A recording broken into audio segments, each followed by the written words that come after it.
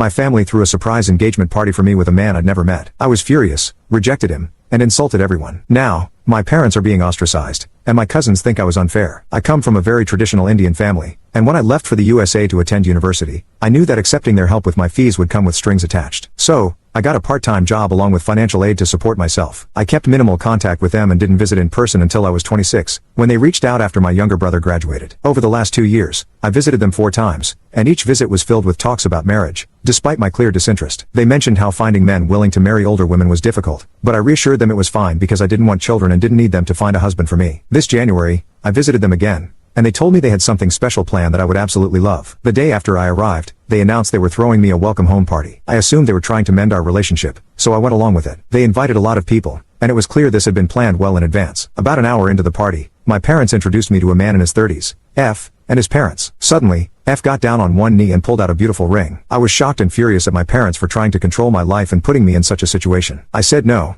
but our parents started pressuring me, and I lost my temper. I called F, his parents, and my parents' lowlives for trying to deceive me and insulted their misogynistic and disgusting views. I told them all to go fuck themselves and left. I packed my bags and stayed at a hotel until it was time for my flight. My mom cried and begged me to stay, saying they had already paid for half of the dowry and ring. I stopped responding to my parents' calls and texts because I was done with them. My cousins and some old friends said I was unfair and rude to F and his parents. The thing is, they were all in on it. They expected me to say yes and insulted me when I refused to reconsider. They were humiliated, and in their small-minded community, my parents were being ostracized for raising a whore of a daughter. F and his parents were also humiliated because they were rejected by a whore.